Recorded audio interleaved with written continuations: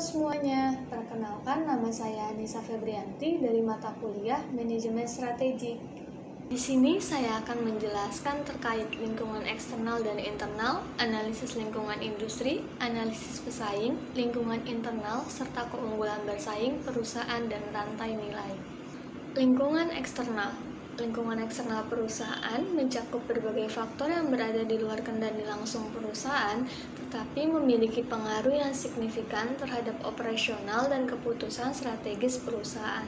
Faktor-faktor dalam lingkungan eksternal. Yang pertama ada lingkungan ekonomi yang merujuk pada kondisi ekonomi yang dapat memengaruhi kinerja perusahaan. Dalam lingkungan ekonomi ada beberapa faktor. Yang pertama ada pertumbuhan ekonomi, yaitu tingkat pertumbuhan ekonomi suatu negara dapat mempengaruhi daya beli masyarakat. Ketika ekonomi tumbuh, pendapatan konsumen meningkat sehingga permintaan terhadap barang dan jasa juga naik. Sebaliknya, saat ekonomi melambat, daya beli masyarakat menurun dan ini dapat menurunkan penjualan perusahaan. Yang kedua, ada tingkat inflasi. Inflasi yang tinggi meningkatkan biaya produksi dan harga barang yang bisa menurunkan daya saing perusahaan, terutama jika konsumen sensitif terhadap harga. Yang ketiga, ada kebijakan fiskal dan moneter. Kebijakan pemerintah dalam hal perpajakan, suku bunga, dan pengeluaran negara bisa berdampak langsung pada biaya modal, investasi, dan pengeluaran konsumen. Yang keempat, ada tingkat pengangguran. Tingkat pengangguran yang tinggi cenderung menurunkan daya beli masyarakat dan mempengaruhi penjualan perusahaan, sementara tingkat pengangguran yang rendah dapat meningkatkan konsumsi. Yang kelima, ada nilai tukar mata uang. Perubahan nilai tukar mata uang mempengaruhi perusahaan yang beroperasi secara internasional, baik dalam hal ekspor, impor, atau transaksi dalam valuta asing. Faktor yang kedua ada dari lingkungan teknologi. Teknologi adalah salah satu faktor eksternal yang sangat dinamis dan memiliki dampak besar terhadap operasi bisnis. Ada beberapa aspek dari lingkungan teknologi. Yang pertama ada inovasi teknologi, perkembangan teknologi baru seperti otomatisasi, kecerdasan buatan atau AI, dan Internet of Things atau IoT, memungkinkan perusahaan untuk meningkatkan efisiensi, mengurangi biaya, dan menciptakan produk atau layanan baru. Yang kedua ada perubahan platform teknologi. Perubahan dari teknologi tradisional menuju digitalisasi dan penggunaan platform online telah merombak cara perusahaan beroperasi mulai dari pemasaran, manajemen pelanggan, hingga operasional internal. Yang ketiga ada teknologi produksi. Penerapan teknologi canggih dalam proses produksi seperti robotika atau manufaktur aditif atau yang biasa disebut dengan 3D printing dapat meningkatkan produktivitas, menurunkan biaya, dan menghasilkan produk yang lebih kompleks dan custom. Yang keempat ada infrastruktur teknologi. Ketersediaan infrastruktur teknologi seperti internet berkecepatan tinggi dan sistem komunikasi canggih sangat penting bagi perusahaan yang ingin bersaing di era digital. Faktor yang ketiga ada lingkungan politik dan hukum. Lingkungan politik dan hukum merujuk pada kebijakan, peraturan, dan stabilitas politik suatu negara yang dapat memengaruhi operasional perusahaan. Aspek-aspeknya meliputi yang pertama, kebijakan pemerintah. Pemerintah dapat memberlakukan regulasi yang menguntungkan atau merugikan perusahaan. Misalnya, insentif pajak dapat mendorong investasi, sementara regulasi ketat terkait lingkungan atau tenaga kerja dapat meningkatkan biaya operasional. Yang kedua, peraturan hukum. Hukum mengenai perlindungan konsumen, hak kekayaan intelektual, serta hukum persaingan usaha adalah hal-hal yang perlu diperhatikan oleh perusahaan agar tidak melanggar aturan dan menimbulkan sanksi. Yang ketiga, stabilitas politik. Stabilitas politik suatu negara mempengaruhi tingkat keamanan investasi. Ketidakstabilan politik seperti pergolakan atau perubahan pemerintahan yang drastis bisa menimbulkan ketidakpastian bagi perusahaan. Faktor yang keempat ada dari lingkungan sosial budaya. Lingkungan sosial budaya merujuk pada nilai-nilai, norma, dan kebiasaan yang berlaku dalam masyarakat yang memengaruhi preferensi konsumen serta cara perusahaan beroperasi. Aspeknya ada dari yang pertama perubahan gaya hidup. Perubahan dalam gaya hidup konsumen seperti peningkatan kesadaran akan kesehatan, keberlanjutan, atau teknologi memengaruhi jenis produk dan layanan yang diminati pasar. Yang kedua, demografi. Perubahan dalam struktur demografis seperti pertumbuhan populasi, penuaan penduduk, atau urbanisasi dapat mempengaruhi permintaan terhadap produk atau layanan tertentu. Yang ketiga, nilai dan sikap. Perusahaan harus memahami nilai dan sikap sosial yang berlaku di suatu wilayah, seperti isu keberlanjutan, etika bisnis, atau tanggung jawab sosial. Konsumen semakin memilih produk dan perusahaan yang mendukung nilai-nilai seperti keberlanjutan atau etika dalam perdagangan. Yang keempat, kebudayaan lokal. Budaya lokal seringkali memengaruhi bagaimana produk harus dipasarkan atau diadaptasi agar sesuai dengan preferensi konsumen di wilayah tertentu. Perusahaan internasional sering harus menyesuaikan strategi pemasaran mereka untuk menghormati budaya setempat.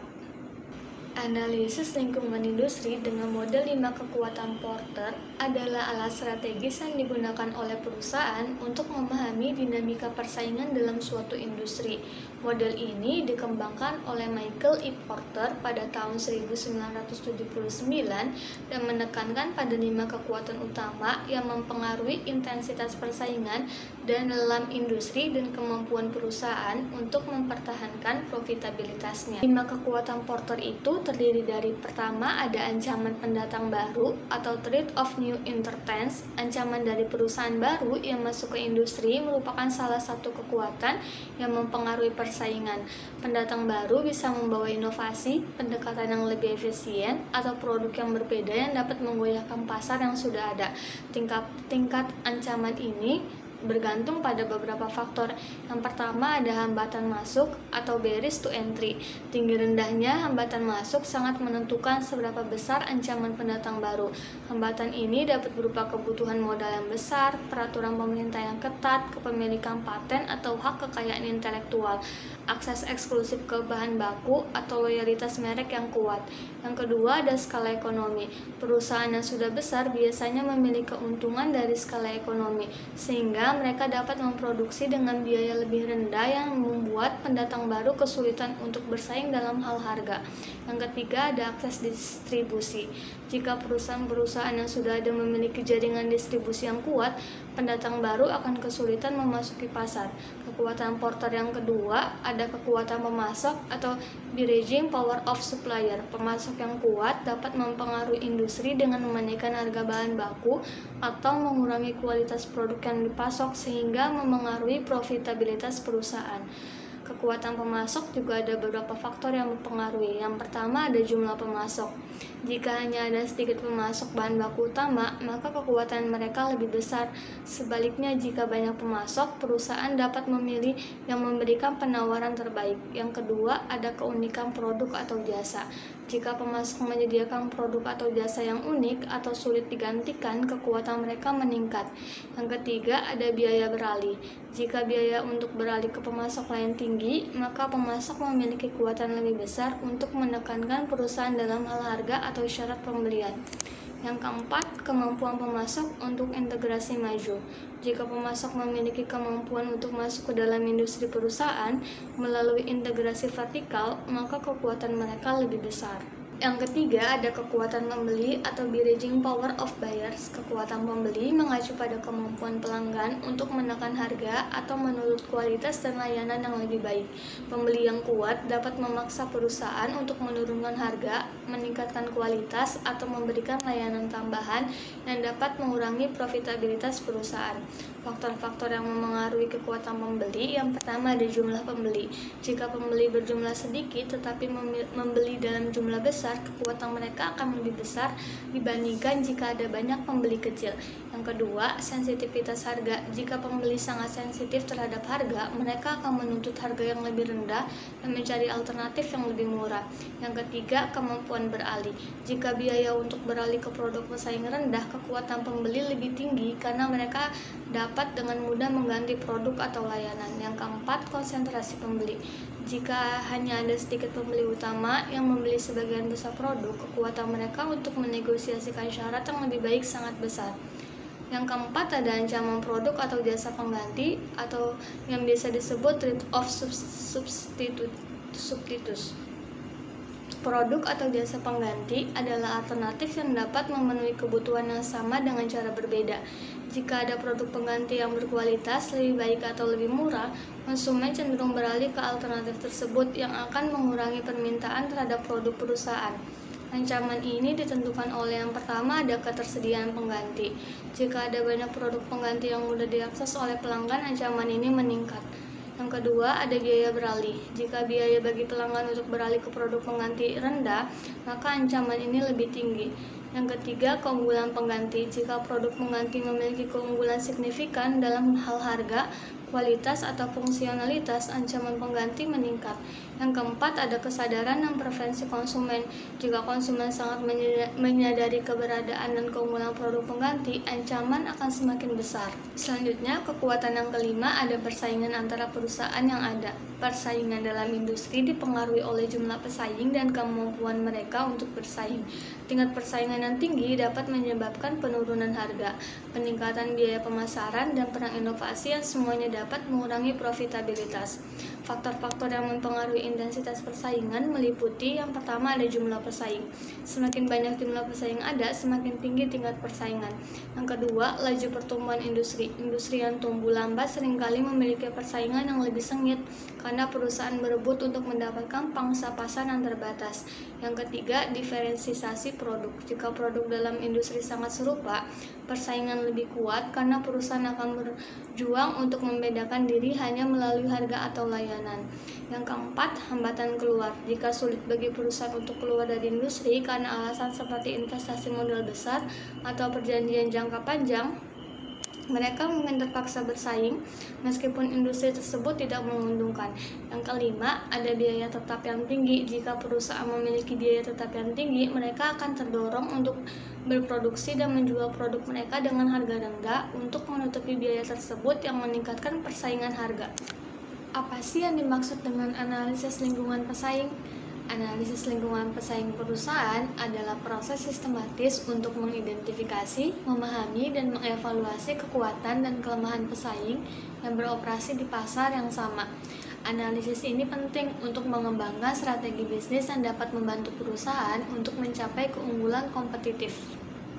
Tujuan analisis lingkungan pesaing. Tujuan utama analisis lingkungan pesaing adalah untuk memahami lanskap kompetisi agar perusahaan dapat: pertama, mengidentifikasi peluang pasar; kedua, menghindari ancaman yang mungkin berasal dari pesaing; ketiga, mengembangkan strategi bisnis yang lebih efektif; keempat, memperbaiki kelemahan internal yang dieksploitasi oleh pesaing; kelima, meningkatkan kekuatan untuk menyaingi pesaing. Komponen analisis lingkungan pesaing. Beberapa komponen utama dalam melakukan analisis lingkungan pesaing meliputi: yang pertama, identifikasi pesaing utama.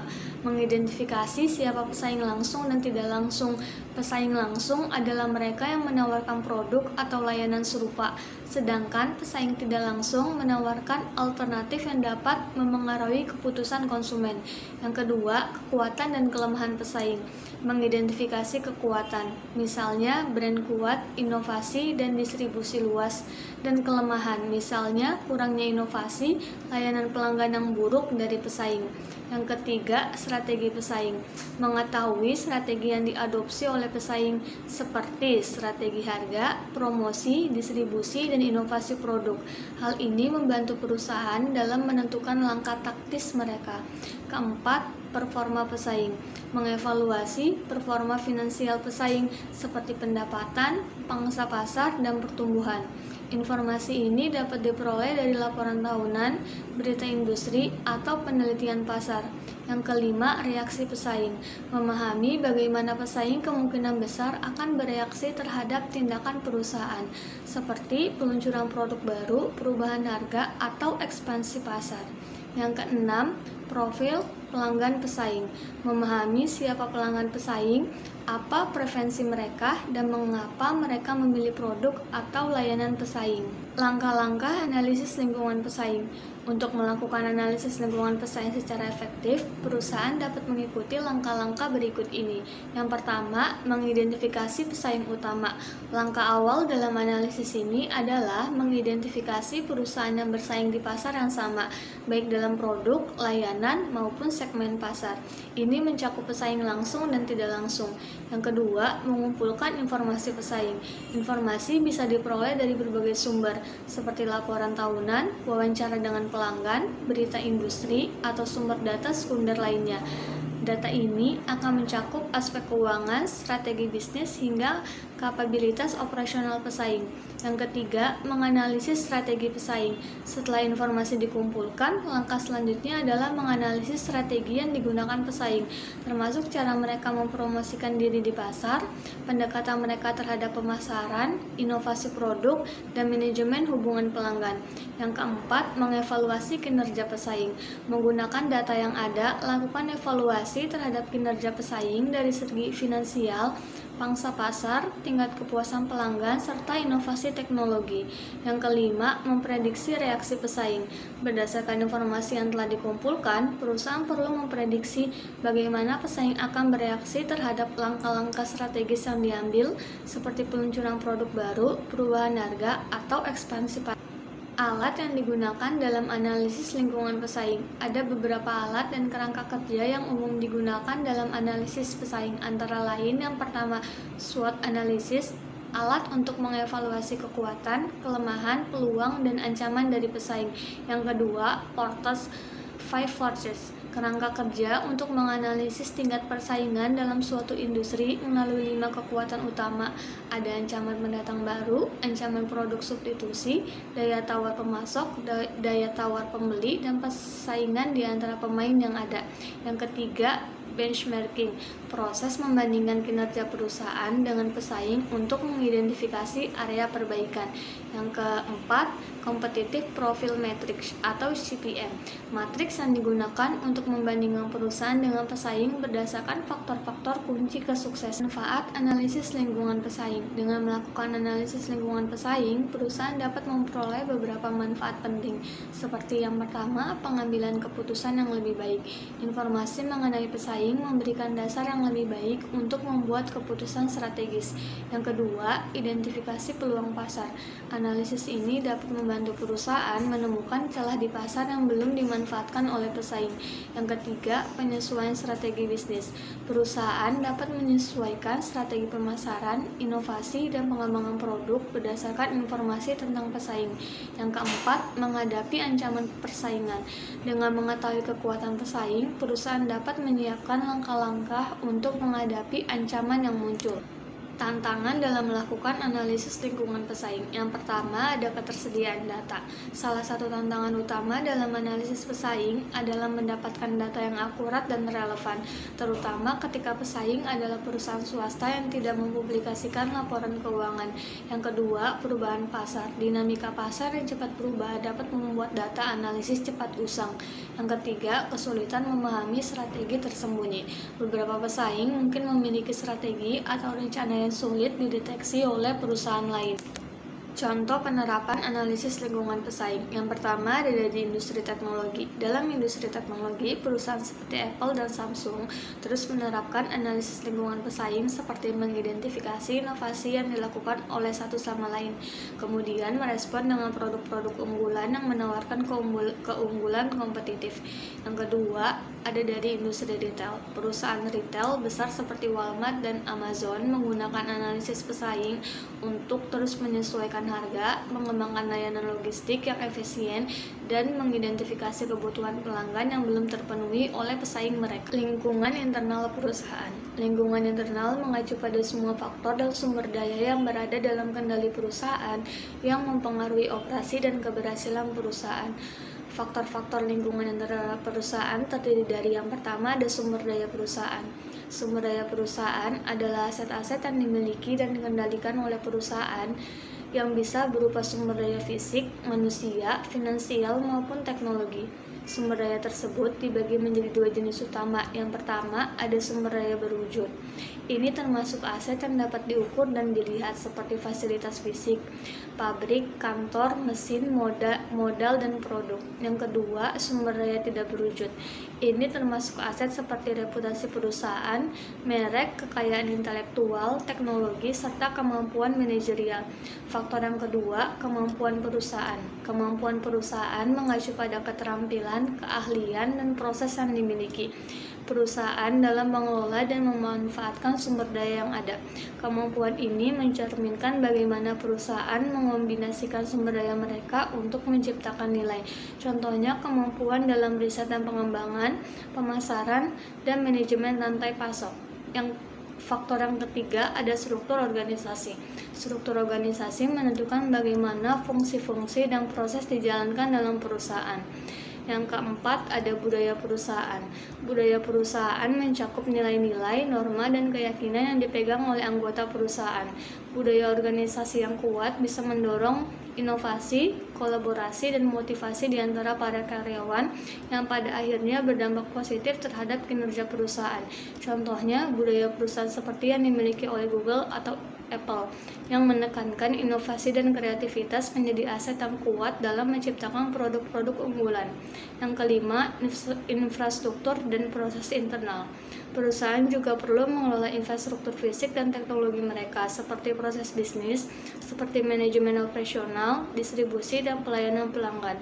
Infrastruktur yang baik memungkinkan perusahaan untuk beroperasi secara efisien dan memberikan nilai yang lebih tinggi kepada pelanggan. Keunggulan bersaing perusahaan. Keunggulan bersaing adalah kemampuan perusahaan untuk menyediakan nilai yang lebih baik kepada pelanggan dibandingkan pesaingnya, sehingga perusahaan dapat mempertahankan atau memperluas pangsa pasar serta meningkatkan profitabilitas. Jenis keunggulan bersaing dibagi menjadi dua. Yang pertama, ada keunggulan biaya. Perusahaan yang memiliki keunggulan biaya mampu memproduksi barang atau jasa dengan biaya yang lebih rendah daripada pesaing. Ini dapat dicapai melalui skala ekonomi, penggunaan teknologi yang lebih efisien, atau manajemen rantai pasokan yang lebih baik. Contohnya, Walmart adalah perusahaan yang menggunakan keunggulan biaya untuk menjadi pemimpin pasar di industri retail. Yang kedua, ada keunggulan diferensiasi. Perusahaan yang memiliki keunggulan diferensiasi menawarkan produk atau jasa yang unik dan berbeda dari pesaing, sehingga dapat menarik pelanggan yang bersedia membayar lebih tinggi. Diferensiasi ini bisa berasal dari fitur produk, kualitas layanan, inovasi, atau reputasi merek. Apple adalah contoh perusahaan yang memanfaatkan keunggulan diferensiasi melalui inovasi produk dan branding yang kuat. Yang kedua, ada sumber keunggulan bersaing. Keunggulan bersaing bisa berasal dari beberapa sumber dalam lingkungan internal perusahaan seperti inovasi, yaitu inovasi produk atau proses seringkali menjadi pendorong utama keunggulan bersaing. Perusahaan yang mampu terus memperkenalkan teknologi baru atau memperbaiki efisiensi operasional akan lebih unggul di pasar. Yang kedua, kapabilitas operasional. Pengelolaan operasional yang efektif seperti produksi tepat waktu, manajemen rantai pasokan yang optimal, atau efisiensi proses dapat menjadi keunggulan bersaing. Yang ketiga, sumber daya manusia. Karyawan yang terlatih, berbakat, dan berkomitmen tinggi dapat menciptakan keunggulan yang sulit ditiru oleh pesaing. Perusahaan yang memiliki sistem pengembangan karyawan yang baik dapat menciptakan kapabilitas organisasi yang unggul. Yang keempat, keunggulan teknologi. Memiliki teknologi mutakhir atau eksklusif dapat memberikan perusahaan keunggulan dalam persaingan, misalnya dengan produk yang lebih berkualitas atau proses produksi yang lebih murah dan cepat. Yang kelima, hubungan dengan pelanggan. Perusahaan yang memiliki hubungan jangka panjang dengan pelanggan melalui layanan yang baik atau pengalaman pengguna yang superior seringkali dapat menciptakan loyalitas merek yang menjadi keunggulan bersaing. Contoh keunggulan bersaing. Yang pertama ada dari perusahaan Coca-Cola. Keunggulan bersaing Coca-Cola berasal dari brand yang kuat dan distribusi global yang sangat efisien.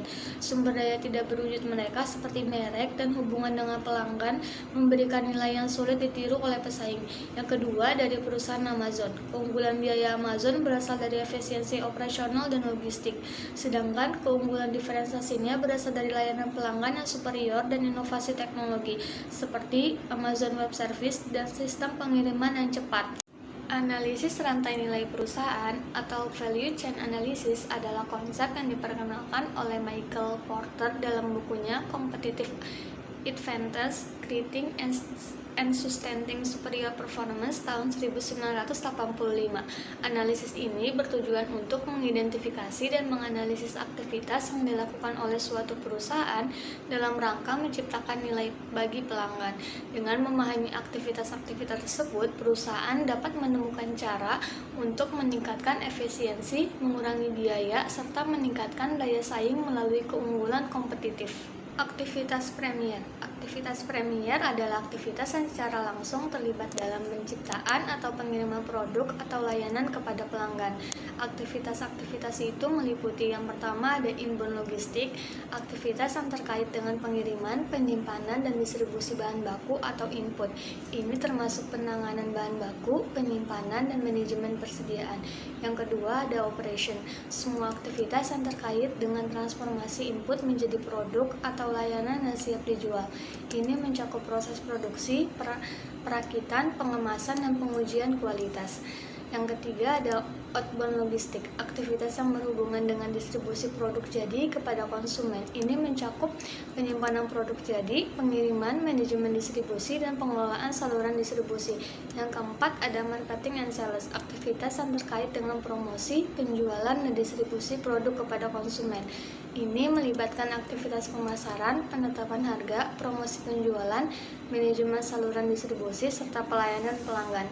Yang kelima ada service, aktivitas yang berhubungan dengan layanan pasca penjualan seperti perbaikan, pemeliharaan, dukungan teknis, dan pelatihan untuk menjaga kepuasan pelanggan.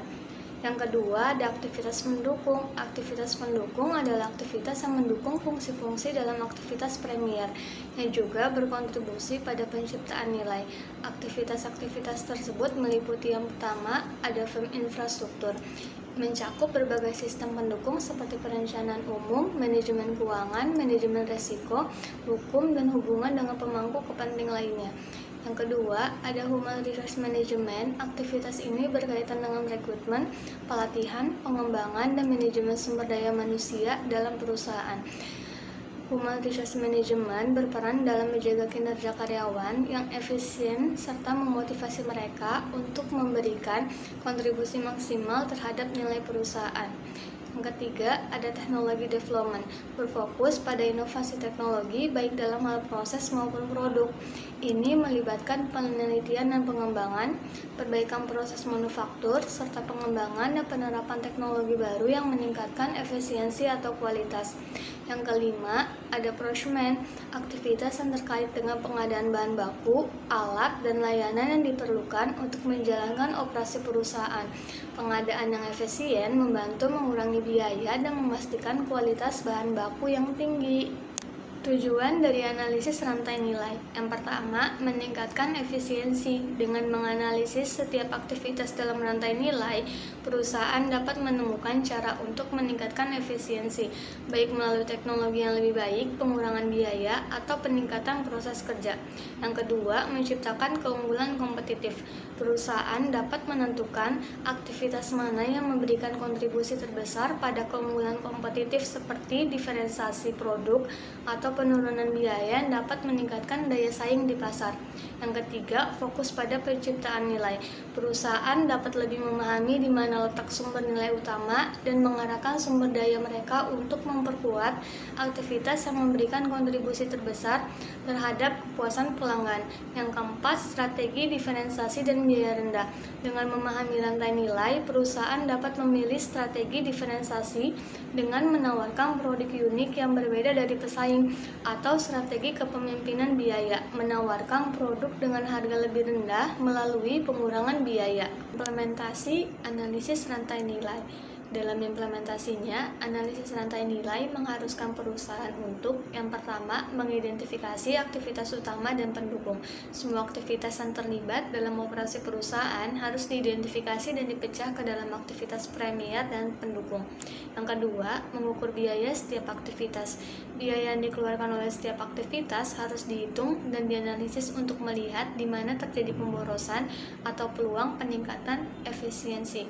Yang ketiga, mengevaluasi mengevaluasi kinerja aktivitas. Setiap aktivitas dinilai berdasarkan seberapa baik mereka berkontribusi pada penciptaan nilai bagi pelanggan. Ini bisa dilakukan melalui analisis data kinerja, survei pelanggan, atau benchmarking terhadap pesaing.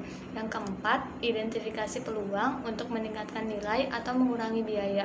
Setelah mengevaluasi kinerja aktivitas, perusahaan dapat mengidentifikasi di mana perbaikan diperlukan, baik dalam hal pengurangan biaya, peningkatan kualitas, atau percepatan waktu pengiriman. Sekian pemaparan presentasi saya dari materi tersebut. Kurang lebihnya mohon maaf apabila ada salah dalam penyampaian materi atau masih ada bahasan yang kurang. Sampai jumpa dan terima kasih.